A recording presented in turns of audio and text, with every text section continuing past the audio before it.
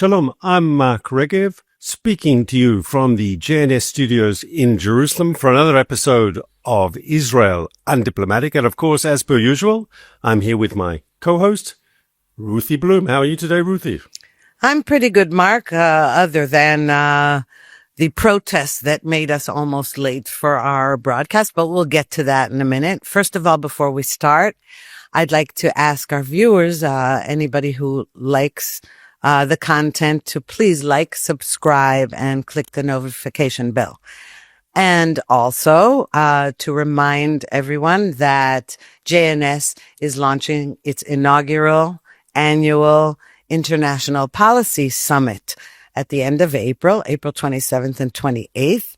And there's a little banner at the beginning of this video. You can click to register. Or on the JNS website, jns.org, there's also a box that you can click to register. So now let's get to it, Mark. I'm handing it over to you to start.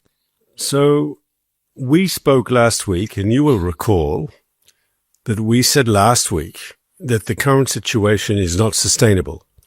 There was a ceasefire in place and no hostages were being released. And we both said that this is just, it can't go on. It has to break. Either Hamas releases hostages or Israel goes back to fighting. And it all broke out again on Tuesday night, where Israel surprised Hamas.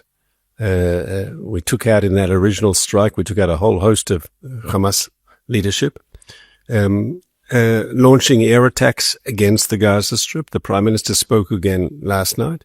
He said, it's not that we're not going to hold negotiations to try to get hostages out, but those negotiations will now happen under fire, and Hamas has to understand that we'll only be ratcheting up the pressure against it until it makes a decision to release hostages, and then we're ready for another pause. I think in this move, Netanyahu is being Nixonian in the positive sense of the word. I remember there was a time when the North Vietnamese were causing problems in the negotiations, and Nixon said, okay, let's bomb Hanoi. Let's bomb them. Let's make them pay. And I think this is the approach of Netanyahu today. Hamas didn't want to negotiate seriously. They came, according to the Americans, with all sorts of unrealistic demands. Okay. We put the pressure on. Military strikes against them, against their targets, against their leadership. And we'll see if that can move them a bit. I believe it's possible that we can. Well, first of all, I just want to make a slight correction. It wasn't Tuesday night. It was Monday night. It was 2 a.m. Tuesday morning. Correct. And that contributed to the element of great surprise. I think it's important to stress that it's quite extraordinary that in the middle of a war, even though there was a ceasefire, we're still at war on many fronts. And the ability to actually take everybody by surprise, Israelis and Hamas and the international community by total surprise. The only, I would say, the only person who wasn't taken by surprise or administration was Donald Trump and his administration in Washington. This was coordinated very carefully with the United States. It didn't just happen suddenly. It was coordinated carefully, while the United States was also bombing Houthi targets in Yemen. So what you have is a kind of coordinated attack on two Iranian proxies, very important. And especially important since days before that, Hamas pulled a stunt, as it usually does, by saying, okay, we will agree to the Steve Witkoff proposal. What we agree to is to release the American hostage, Idan Alexander, and 4 dead bodies of the rest of the American hostages who were killed. And of course, in Israel, Netanyahu said nothing doing. First of all, you're not going to separate, you're not going to cause a kind of selection of, okay, only the Americans and what about the rest of the hostages? And anyway, it wasn't part of Witkoff's proposal at all. So Netanyahu said no to that. And thankfully, so did the Trump administration. They said, okay, no more playing games. We told you all hell would break loose if you didn't release all of those hostages. Now, they were, I have to say, Witkoff and Trump. and Netanyahu were giving Hamas the chance to at least release, let's say, 10 hostages, some number of hostages, so that we could get the most out as possible. We believe that there are some 24 still alive out of the 59. Up to 24. Up to 24. We don't know. It could be fewer than that. But anyway, the point is that despite all this now, what has happened as a result of this, I think it's an incredibly important move. I had said to you, you're right. Last week we spoke about it. And I said, not just that it's not sustainable, but that, we have to do this. This is not a question of, if we just end the war, we can release all the hostages. If that had been on the table ever, it's possible that even I would say, well, listen, human life is so valuable. We really can't, those poor people were snatched from their homes and, we can't enable that. But that was never on the table. Hamas will never return all the hostages. And that we know. So anyway, Netanyahu was patient, Trump was patient, and at some point they were so patient that the rest of us were growing impatient. What hell is breaking loose? Nothing. Anyway, we were wrong, as often is the case, and the attack was launched. It was a severe blow Tuesday early morning.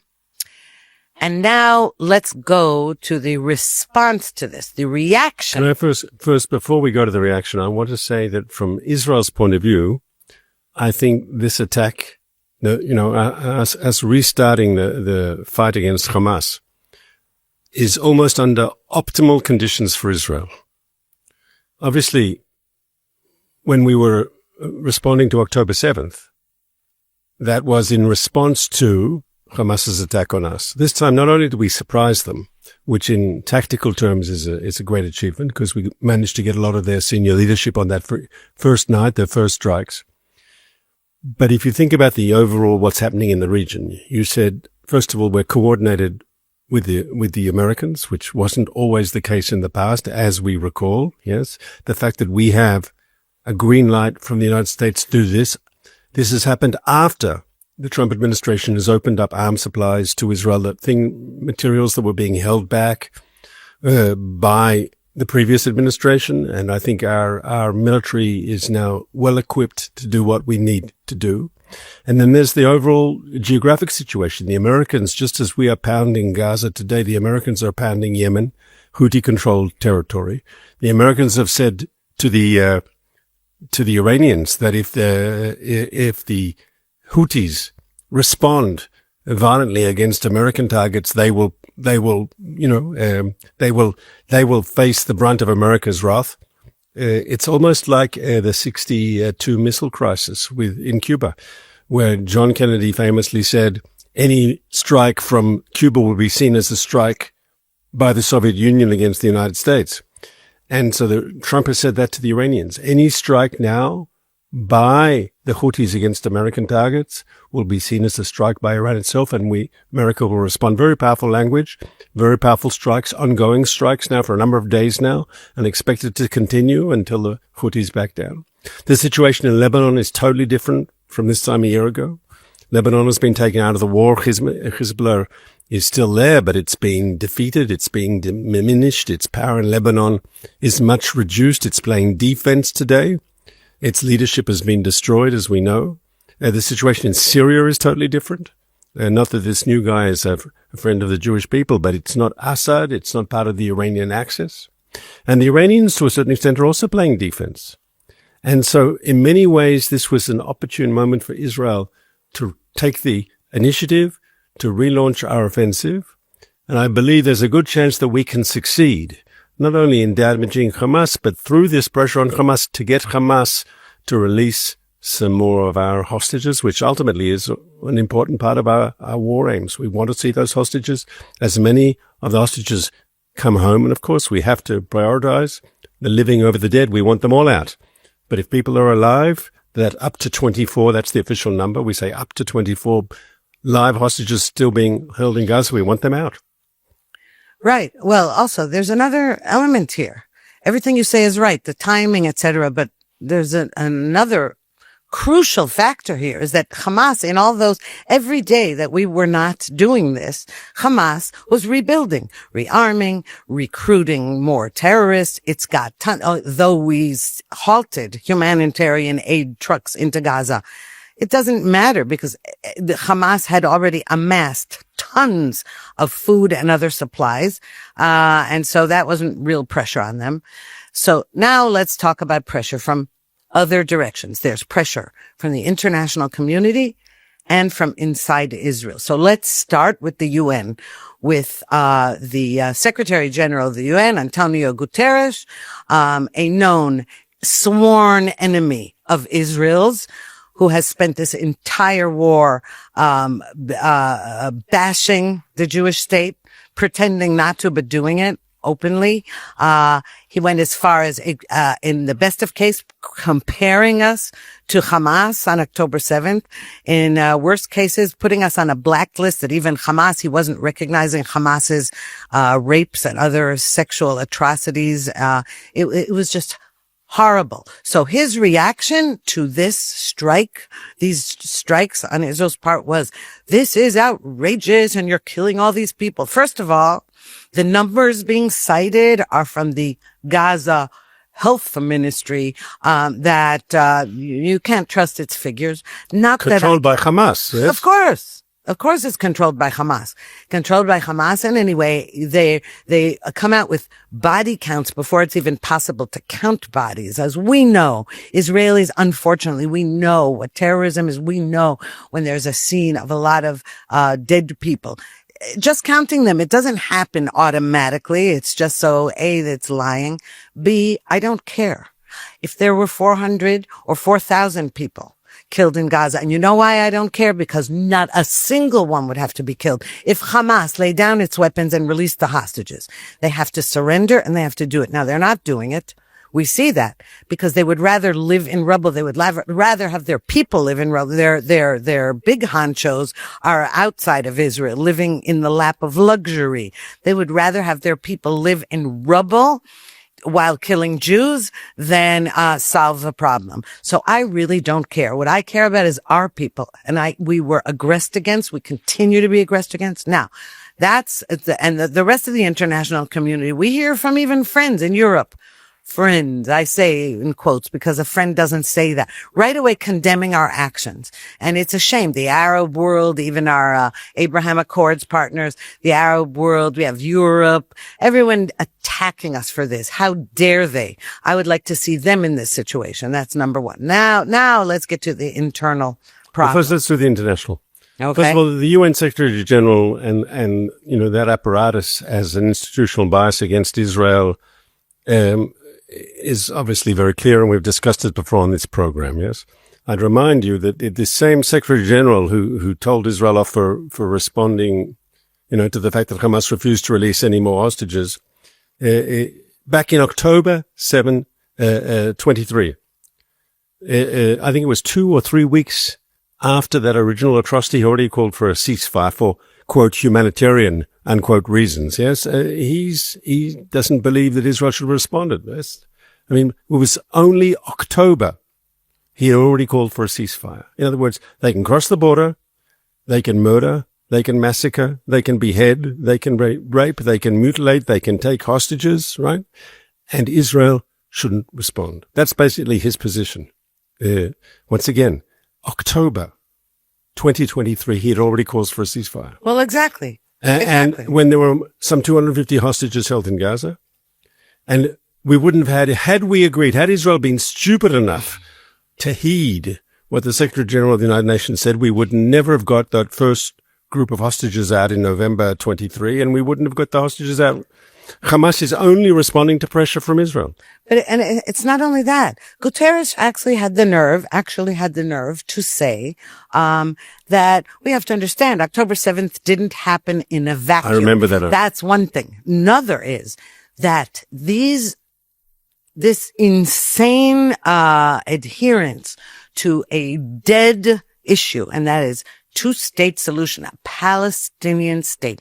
So every statement comes out, no, what we need to do is have a ceasefire and negotiate a settlement so that there can be a Palestinian state. Forget it. Okay. It's not just Hamas. Let's not kid ourselves. It's Islamic Jihad. It's Fatah. It's the Palestinian Authority. Palestinians may not have a state, and they certainly may, if they want to have one on the moon, go ahead. Maybe Elon Musk can send them up there somewhere. No. There can be not that they want a state. They just want to kill Jews. But never mind that for a second. I was in the middle of the same thing. I want to give you the good news, okay? Yeah. And the good news is, though, of course, whatever Guterres says is picked up by the media and it's broadcast, yes, but he's totally irrelevant. He is totally irrelevant. And you said before, the most important partner we have, the United States of America, right, has green-lighted the Israeli operation, has not only in words, but the fact that they're giving us, replenishing our supplies of munitions and so forth, and giving us the diplomatic backing at the Security Council and all that. That's the important factor. Guterres has made himself irrelevant, right? The UN, which is theoretically committed to global peace and you can't say brotherhood anymore. No, I don't know what the word you're supposed to say. Friendliness of nations together. Yes, they're totally irrelevant here. They've made themselves irrelevant through their own misdeeds and mistakes. And I don't think anyone in Israel takes the UN seriously on any of these issues. Well, we take it seriously enough to have an ambassador to the UN and to have statements and responses to it. But can you imagine if Trump hadn't won this election? Do you realize we would have had an administration in Washington that is really similar to UN and in terms of its ideology? That would have been the end of us. I don't know what. Okay. We certainly would have had trouble winning this war. Now, but this does bring us to internal strife in Israel right now. And it's separated into more than one part here, because right before the surprise strike, that was Monday night and Tuesday at 2 a.m. But Monday evening, the protest movement, the anybody but Netanyahu movement, was now gearing up to start a new series of demonstrations, marching here, marching there, surrounding the Knesset, to protest the fact that Netanyahu announced he was firing the head of the Shin Bet, which is like Israel's FBI, Ronen Bar. Now, we don't have to get right now into the weeds of why that was necessary and that it was perfectly within his right to fire him. People tend to not realize there's a difference between appointed officials and elected ones. In any case, Netanyahu is Ronen Bar's boss by law, and he's allowed to fire him. That we have an attorney general who is anti the government and anti Netanyahu, who's supposed to be basically the government's lawyer, said, well, no, that's not, it may be legal, but it's not reasonable. And it's unbelievable. Our deep state goes after this. But so the protest movement used that as an excuse. You think they really care about this Shin Bet director or the other, especially since he was mainly responsible for not preventing the October 7th atrocities, not foreseeing them. That's his whole job. He had one job. Okay. Not foreseeing them and not preventing them. But okay. As long as he and Netanyahu are at loggerheads, that's enough for the protest movement. So then in the morning, when we woke up and saw that now there are these strikes on Hamas, finally, after all these days of ceasefire, the protest movement didn't say, okay, now it's not appropriate. We don't need to now go out to the streets. No, because they're protesting this. And meanwhile, another part of the protest movement is screaming, you're killing all the hostages by launching this operation. And then we have to talk about the difference between devastated hostage families and everybody who's worried that this is going to result in their deaths, which is different from protesting in the middle of a war against Netanyahu's move to fire the director of his security service that he needs to work with. So, most of all, the protest movement over the last couple of months, and especially before the war, they used to yell out the whole time, democracy, democracy, democracy. Huh. And anyone who knows about democracy. He says there's elected officials and there are the government, appointed ones, appointed people whose job it is to implement the government policy within the framework of the law. And the law is clear on this. The government has the right, if they are unhappy with the head of the security services, to dismiss him. And the whole idea that it's somehow anti-democratic. Think of it in the opposite situation, where the head of the security services, who has a lot of power, right? His job is to keep us safe, and he has a lot of power that he has a lot of covert capabilities, yes? And the idea that he is stronger than the government, that's the opposite of democracy. It really is the opposite of democracy.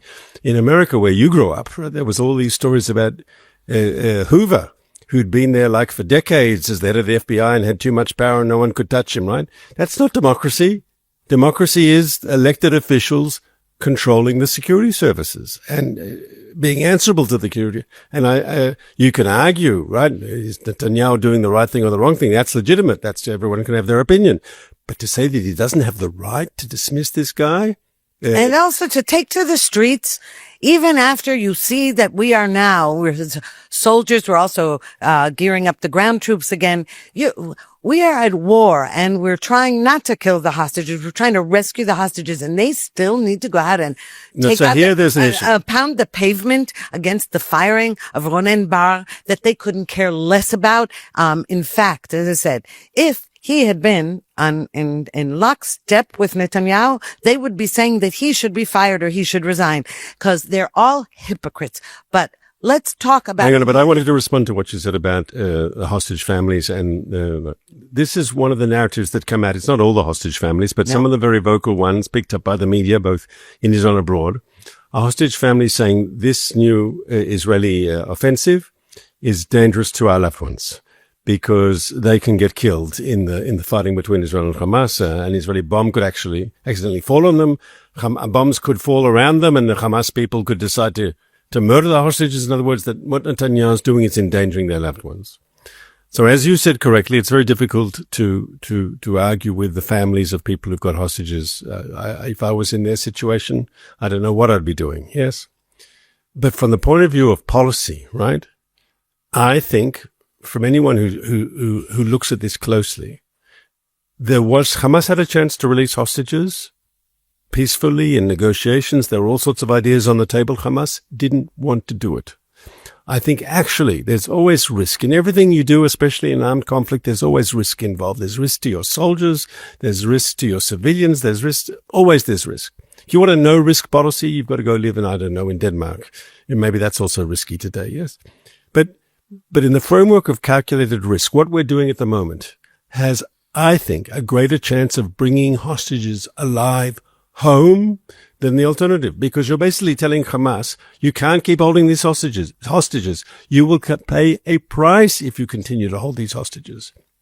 And I think that is a way to get people out.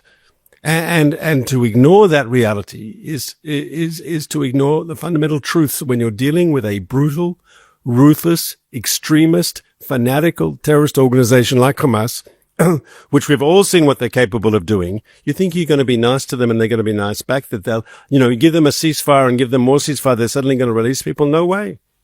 They'll pocket the ceasefire and use it to rearm and plan future attacks.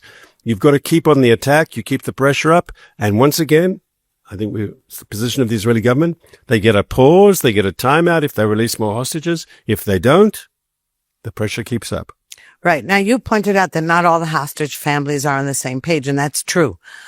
Most people don't realize that there's a whole bunch of hostage families who disagree with the main group that is protesting and is always on television and going abroad.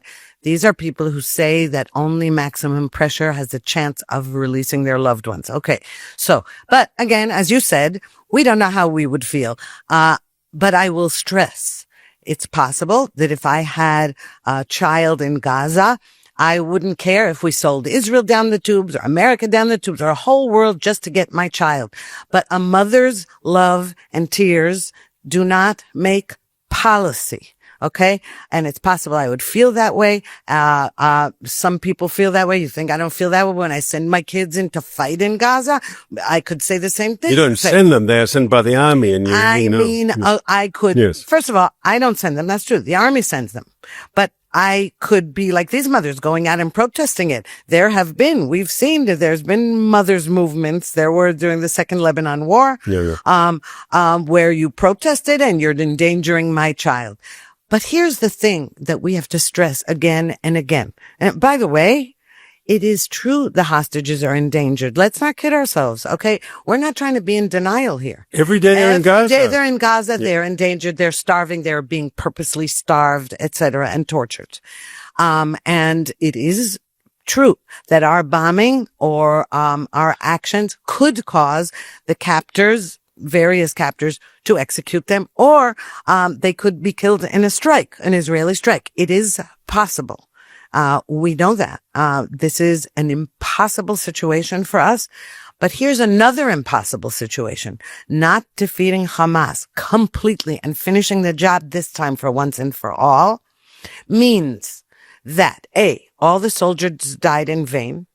B, all the thousands of bloodthirsty terrorists we release from jails who re-offend again and again and who have vowed to commit October 7th atrocities again and again, they endanger us. And they also endanger the freed hostages. Who says that these people who are free now won't be slaughtered in a Palestinian terrorist attack when they're going to the mall to buy a new outfit? Okay? And but furthermore, you leave Hamas in power, it's like leaving any terrorist group in power that's why we are also fighting in Judea and Samaria against the terrorists there. We're all endangered, and there are now, we know, a certain finite number of people in Gaza, but we have a bigger number of future graves and future rape victims and torture victims just waiting to happen. So here's the problem with that. First of all, I agree with what you've just said. Every time you release a hostage, all the data shows that there's a good chance, that prisoners who are released, terrorists who are released from Israeli jails, there's a high proportion of them return to terrorism and they kill people. And the best example is Sinwar himself, the former leader of Hamas, who commanded the October 7th operation, massacre. He was released from an Israeli jail in the framework of a previous release. And unfortunately, he's not the exception. There are many, many like that. And there is a risk when you release terrorists to get your people back. Now, what's the problem? And I think it's a very human and understandable problem. You have a name, you have a face, you have a picture, you have a very specific, tangible person who's now in Hamas captivity, and you want to get him out. The names and the faces of anyone who's going to be killed in the future as a consequence of that release, it's much more amorphous. That's true. And you don't have it's much, much, much more difficult. And I think that's always going to be the situation. I'd also remind you of another factor, that Israel has committed itself to rebuilding those destroyed communities along the Gaza frontier, all those kibbutzim and other communities that suffered so much on October 7th. I mean, there are communities there that like a third of their people were either killed or taken hostage, and so forth. I mean, you've got a whole series of communities that there's going to be it's already started, a massive national effort to rebuild and to replant. And that's ultimately, in my opinion, the victory of Zionism. We took a serious hit, but we will rebuild our country. We'll repopulate the area. We will make these communities a thriving communities. Victory, what is real victory for Israel? That Israelis will want to move to those communities because they are successful communities, because they are thriving communities, because there are communities where there's quality of life for the people who live them. Now, what chance have you got to rebuild those border communities if Hamas stays in power? It's just not going to happen. No one will agree to live there. And everyone will know that there's just a ticking stopwatch.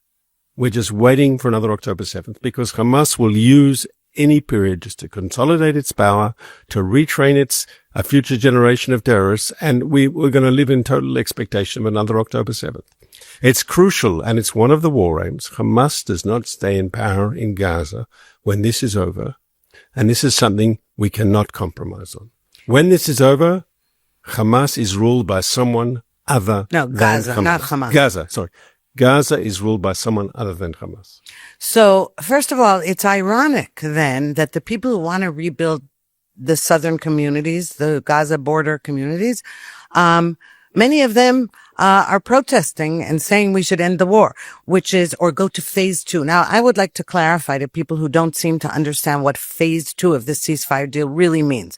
Phase 2 means Israel exits Gaza, exits the Philadelphia corridor that's between Egypt and Gaza, exits completely. The army goes out and Hamas remains in power. That's why Hamas wants to move to the second phase. Now, anybody who's from the Gaza border communities who watch their loved ones being slaughtered and raped and burned and isn't able to go back yet, or their houses have been destroyed, some have gone back to live there, how they can support going into phase 2 of a deal that actually enables those murderers, baby killers, to be along there just a few hundred meters from their fence is beyond me. All right. That I don't get. But, there are all these paradoxes here. I don't understand how they can support it. They say that they get all the hostages out and then you can go in there and, take care of Hamas. But to think that Hamas would be stupid enough, first of all, you said quite correctly, the chances of Hamas ever releasing all the hostages, that's their, to use a monopoly, from the game we used to play as children. Yeah, that's their get out of jail free card, right? The chances of them actually releasing all the hostages, I think that is a very difficult proposition for Hamas to voluntarily give up everybody. But secondly, the idea that Hamas would be stupid enough, Hamas are crazy, but they're not stupid. We've seen how clever they can be in the October 7th operation. They are evil, clever people. The idea that somehow they would have a situation where they'd agree to do something knowing that once they've done it, Israel could go back, that they wouldn't be able to finesse it in a way that would tie Israel's hands, I think is to minimize the brains you associate with your enemy. And that is a classic mistake. To think your enemy is an idiot and it's dangerous. Well, it's the idea that got us to October 7th in the first place. The idea that somehow your enemy, you're not seeing what you're seeing. It's unbelievable how blind we were. Not all of us. I'll say we, but I have to say, I never believed it. I never believed in any of these peace processes and land for peace. So I don't include myself in that. But Israel tended to, I'm very critical of the people who made these peace deals, etc., in Israel. But I will have to say, Israelis want to get along with it. We want to get on with our lives. We want to build things. We want to have high tech. We want to do all those things. We're not in the business of killing people, despite our enemies' accusations. We're not in the business of killing people. We're in the business of actually going to parties like the Nova Festival. We're in the business of having kids and going to the mall and having holidays. All right. And so we cannot stand the idea that we have to live by the sword again and again and again and again. And we keep trying to think, but if we just give them money, or we just give them work permits, if we just have peace, if we give them land, it always ends in bloodshed. So the idea now that I'll tell you, people have said, if the hostages aren't returned, Israel will never be the same. Now that's possible. Or we will not have won the war. But if Hamas remains in power, even a vestige, and if the Palestinian Authority has anything to do with Gaza, even a little bit, Israel will never be the same. And if you think now we have to live by the sword, oh boy. So, ironically, or I don't know, Trump who came out with that, I'm going to turn Gaza into the Riviera. Actually, that would enable residents of the South to go live at home peacefully and step across the border to go shopping maybe, or to get their hair done. No. As I said, people laughed at Trump and said, this is outrageous and it's not possible. But you know what? At least it has an eye to actual peaceful relations and flourishing economies. So I don't know what the solution is, but I can tell you one thing.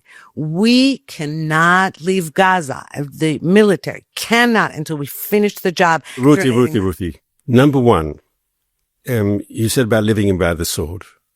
I think anyone who knows anything about international relations, yes, Israel will be living by the sword for the foreseeable future. But it's not just Israel. You had all these Europeans who thought the world's moved on and we don't need armies and we don't. America has to have a sword. Every country has to have a sword. The idea that somehow, we're all going to live in some sort of Garden of Eden and we can all just, brotherly and sisterly love. It's not the real world, yes, and especially in the Middle East. For the foreseeable future, even serious peaceniks, and there are some, will tell you that, yes, we can make concessions because Israel is strong. And we have to be strong. And it's an illusion to think otherwise. We have to have a sword. It has to be sharpened. It has to be ready to meet any challenge. We have to be ready to go. But I wanted to finish with a good story that we didn't mention. It's an economic story, which will be good for both of us. Yes. Because we might end up paying less taxes. There was a deal announced, was it yesterday or the day before, of an Israeli cyber company called Wiz that was bought by an American giant for $32 billion US. It's the largest ever sale of an Israel high-tech company. Once again, the largest ever, right? And it's going to bring a lot of money into the Israeli treasury through the taxes that the sale will make. And apparently we are going to pay less taxes in the coming year because of the taxes the government's going to get from, not that we're going to pay less tax, but we were supposed to pay more taxes apparently to finance all the costs of the war. And I think this is ultimately, why is this good? It's not just good for you and me, Ruthie, because we'll hopefully not have another tax increase on us, but it's also a sign of confidence. This is what Israel strength is about. It's not just our brave soldiers in the field who are willing to risk their lives to protect the country, right? It's not just the thousands of Israelis who volunteer for all sorts of organizations to make sure that this country is what it is, but our high-tech sector, right, is amazing. And this is the engine that is driving Israel. And Israel's nexus with technology is making this country. We are going to be one of the most successful countries in the 21st century, precisely because we've embraced the future, we've embraced technology, we've embraced entrepreneurship. And this sale this week, right, the largest ever sale of an Israeli company to an international buyer, in this case an American buyer. It's a vote of confidence in Israel and in Israel's future. It's a $32 billion vote of confidence. It is. Well, I would just like to end on that is a positive note, and that's wonderful. But I would like to end on a less positive note about that particular issue, and that is the protest movement. Many of them are in high tech. And you know what they said? Oh, because of Netanyahu, the international community won't invest in us and we're isolated and we're taking our money out of the country. So what I say to them is, good. Take your money out of the country. You unpatriotic, I don't know what. Okay. Because the truth is a lot of those people, all the people you're talking about are entrepreneurs.